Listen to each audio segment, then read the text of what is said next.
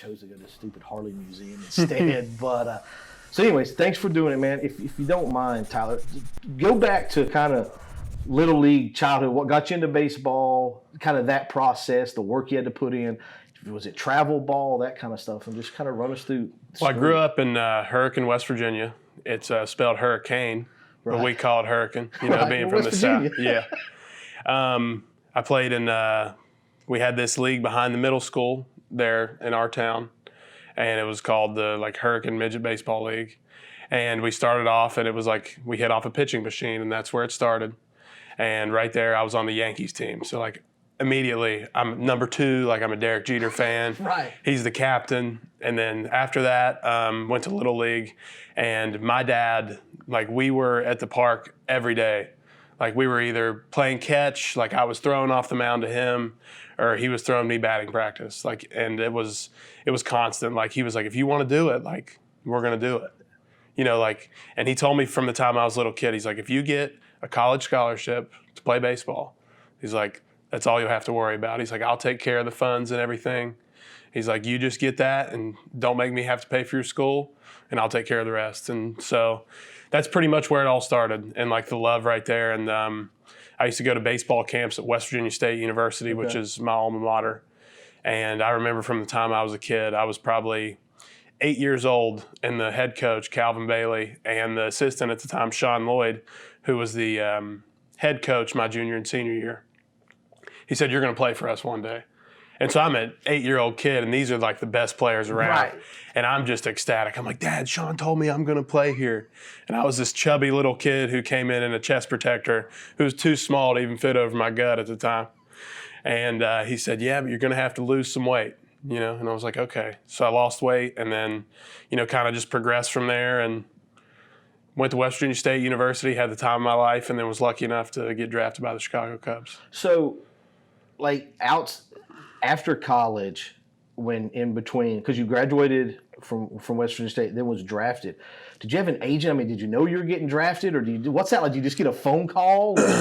That was probably, you can ask a lot of guys that were senior signs. That's probably the most nerve-wracking time of your life, because you don't know whether you're going to be, I was going to take a job at Dow Chemical. Okay. And I have a chemistry degree from West Virginia State University. And it was either, the third day of the draft came up, my name hadn't been called yet. And I'd actually went to the pre-draft workout at Wrigley. I can't remember what it was, but Daniel Cart, the scout that had drafted me, called me. He said, hey, we'd love for you to come to the pre-draft workout. Well, my dad couldn't take off work. He works at he works in Charleston. He's a former police officer. And he couldn't take off work. So we left on a Friday when he got off work at 7 o'clock, drove from West Virginia to Chicago. All through the night. All through the night. Slept in the parking lot at Wrigley. Woke up that morning and then did the workout. Then on the third day of the draft, I was actually on the golf course with one of my best friends. And Daniel called me and he said, we're going to take you in the 30th round. And I was like... So I was like, what was that like? It was like my life changed. Because you'd been working on that since elementary school. Yeah. You'd have already put in a career's worth of time into your craft to be on the golf course to get the phone call that the Cubs want you. I knew I was good enough. I just needed the chance. That's all I need. It's funny that you say that because I never played organized sports at all. At the age of 14, we'd moved from Portland, Oregon to Kingsport, Tennessee, Metztown. And my mother had $1,700, couldn't find a job, runs out of money. And I told my little brother we had to sell our motorcycles and start mowing grass to help my mom pay rent. So we did that through the summer. But at that moment, the entrepreneurial bug bit me. And I knew if I could just have a chance, I could make it. And it took me several years and several fails and a lot of hard work. But I finally found a mentor that changed my life completely. Became a business owner. We just recently sold it, and then chasing other projects. But I could remember, different world, but just if I just had the chance. Yeah. And I did, like everything else, you got to work and create those opportunities. So when you get the call that they're going to take you in the 30th, what's next? Is it like, we need you in Arizona tomorrow? We had about a week or two, just to kind of say our goodbyes to our family and everything. And then you get there, and I can't remember what day it actually was that we reported. But then you get there and you get your jersey, man, and you get your, your Cubs shorts and your hat, and then you're just like, I'm here. now you're here. Now it's like, okay, now I'm here. I've made it. Now what's the next goal? Right. So obviously the next goal after that is like, all right, let's get to the big leagues. So then you start approaching every day like you're a big leaguer, whether you're in low A, high, or whatever. Right. But you've got to approach every day like a professional. It's just like a stepping stone. Like you get there and like now I'm in high. Now I'm like, all right, we got to get to double A. Then when I get there, we got to get to triple A. Right. Then when I get to triple A, we got to get to the show. Then when I get to the show, we got to stay in the show. Yeah. But I mean, it's just like the next thing. It's just a domino effect. So you were drafted in 15. What's that process or the progress been for you through the rookie league in Arizona to, did you go to, were you in Iowa as well? Where all have you been? So in 15, I played in the Arizona League for Carmelo Martinez. And then in 16, we won the Northwest League Championship in Eugene, Oregon. And then that following year, I played in South Bend, Indiana, in low A for the Cubs. And then the next year I went back there, and then I was kind of set back. I had hip surgery in June. Oh, really? And I played a few games through it. It wasn't the prettiest thing in the world, but I knew that I could still play, not at my highest level. But yeah, I played, I think, 13 games in South Bend that year and then had hip surgery that June. So with that surgery, I mean, obviously it wasn't career ending, but I mean, were you concerned about it, that it was going to change something, that this could be it, or did you know you could work, it was something you could work through and keep progressing? With me as a catcher, the first few weeks, I'm not going to lie, I did not know if I was ever going to catch again. But the guys in Arizona, Jonathan Fierro and the rehab staff there took incredible care of me, and every day we came in with the intent to get back on the field. Right. So that was really easy, and we had a really good group of guys down there, which made it a lot easier, and just kept pushing and pushing and pushing. And then when you were ready, like, all right, let's go. Right. So, like right now, I mean, it's 11:30. You guys got a game at 7 tonight. You're already at the stadium. What's the day look like for a minor league player, from coming in and working out and practice and all that stuff to travel and all that? I mean, it's well, because we see the game, right? We see the 2.5, 3 hour game, and that's it. But I mean, you're here 8 hours before showtime. So I mean, it's really routine oriented. Like I'm a creature of habit. So like yesterday I got a coffee from Dunkin' Donuts and a bagel. Today you got one too? Well, today I didn't get a bagel. I only got the coffee. But yeah, I mean, it's every day. Like it's the same exact thing. You wake up at the same time. You get up, shower, brush your teeth, comb your hair, do whatever you got to do, shave a crazy mustache in. We do our cage work, early work around 2 o'clock every single day. And before that, we'd actually have a computer program we do called, it's like neuroscouting, which kind of is like a hand-eye coordination thing. So we do that every day. Go about your cage work. I get out here and do my routine with Cam. We have a little throwing routine that we do. Catch in the bullpen, come out, do our early fundamental work about 3:30. After that, batting practice, and then you go in and around 5:30, and just get yourself ready for the game, whatever that may be. Like if you hop in the hot tub or get treatment with the trainer, roll out, just take care of your body and just mentally prepare for the game and ready to compete at 7:05. So what's kind of your role right now? What are you doing with younger catchers and that kind of stuff? Are you mentoring these guys, helping them get ready? I mean, what's that look like? What's your relationship with the younger guys? Miguel and I have a really good relationship. We try to work together. I mean, our goal is to win the ball game. Doesn't matter who's behind the plate. Sure. So we're talking to each other, like when he's coming in the dugout about hitters, like whether it may be like, hey, we need to throw this guy in. He's really like leaning out over the plate. So our goal is to get that guy out and work together in that sense. Wow. Growing up, I mean, it's funny you talk about growing up, it was a machine pitch behind the school, to now we've got computers with hand-eye coordination, and because it's total science and that kind of stuff in this game. What advice would you give young people that want to take the same, make it to the minors, make it to the majors, as far as working, the people you surround yourself with? I think in my opinion, circle of influence is probably the most important thing, kind of in life, right? You are what you surround yourself with, whether it's people, what you consume online, or whatever. I mean, how did you stay focused for so long, knowing that I want to make it to the major leagues? Sean Lloyd always told me, who was my head coach at West Virginia State, he said, when you start to treat it like a job is when it becomes really fun. Like, I know what I have to do in the box. I know what I have to do behind the plate. And when I'm not playing, I know what I have to do. Right. And it's just about coming in every day with the same attitude and the same mindset of what your goal is. Right. It's not like, oh, I'm here, I want to stay here. It's like, no, I want to work hard.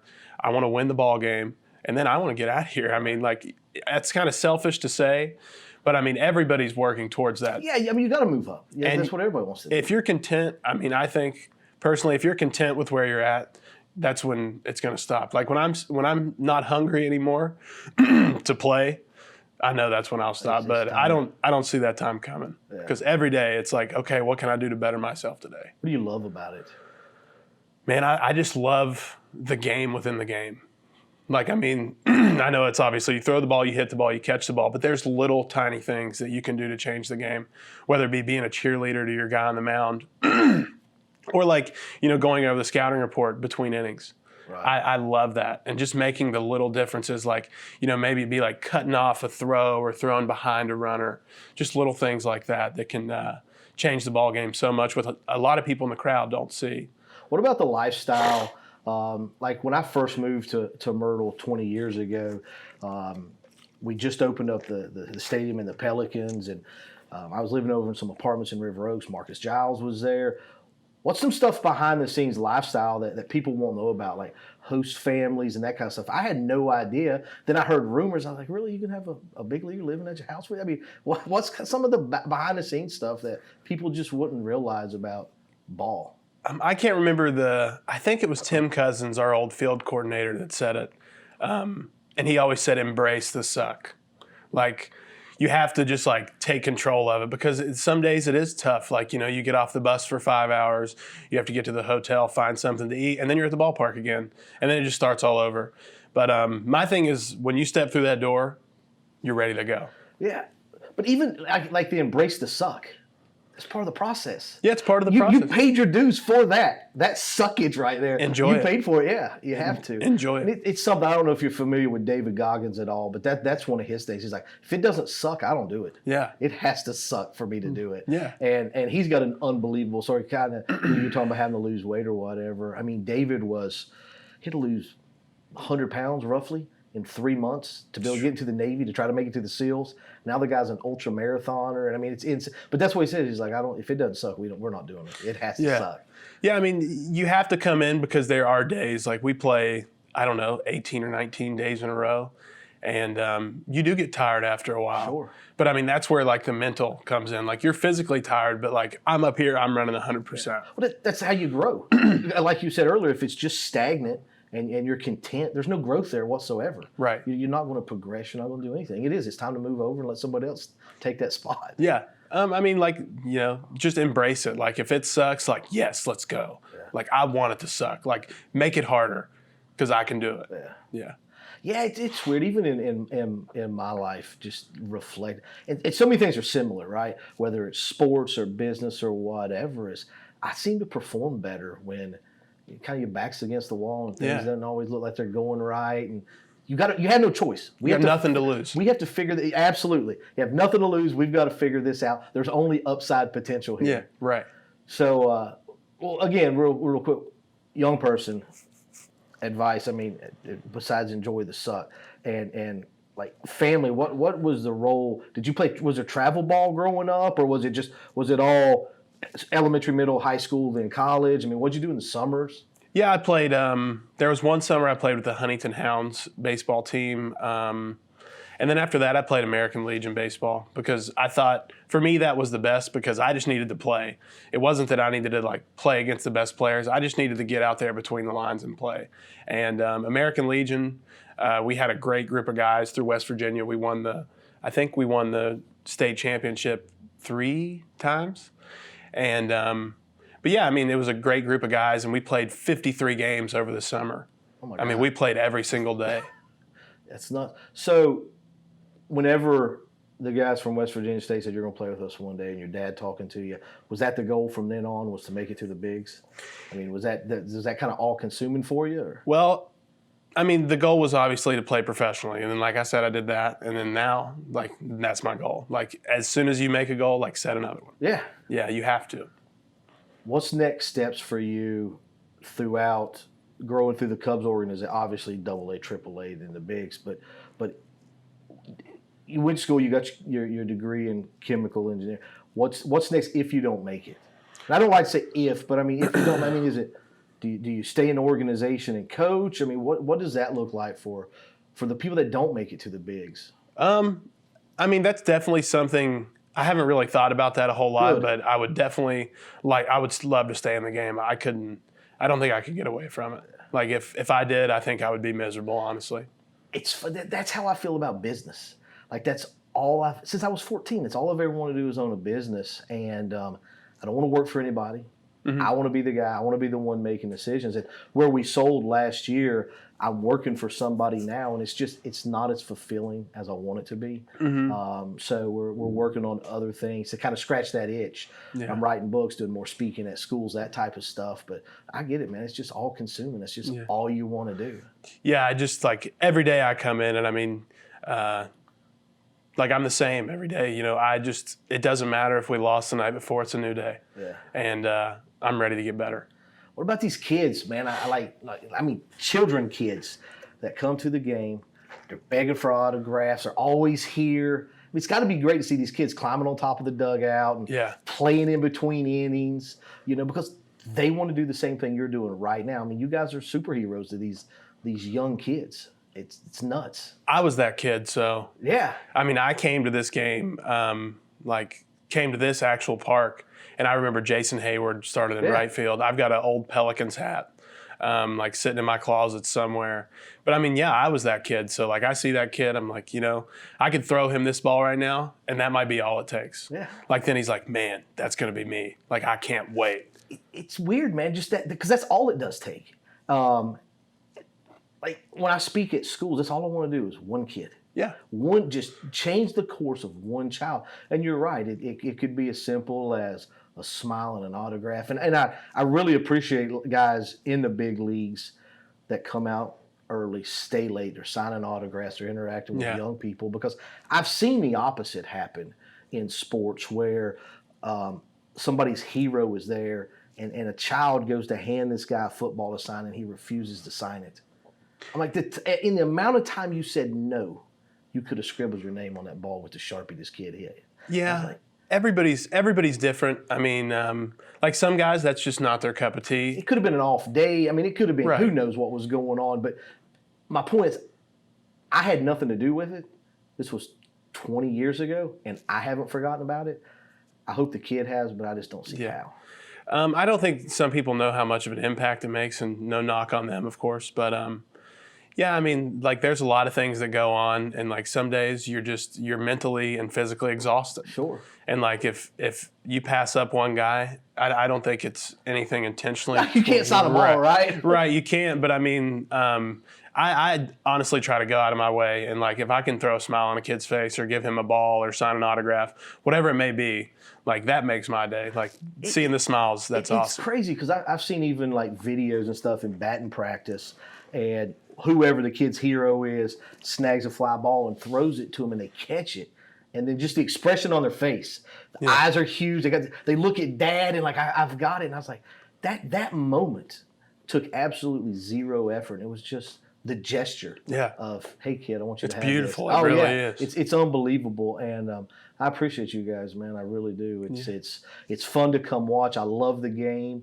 Haven't been this year though. I've been out of town for the last month, so that's my excuse for not coming yet this year. But we're definitely going to make some games, man. I love it. Thanks for doing it too, man. I really appreciate you taking time. I know you guys are super busy, but it means a lot to me. Yeah, absolutely, man. It's been a pleasure. Yeah, man. Thank you so much. Yes, sir. That's it, man. Thank you. Yes,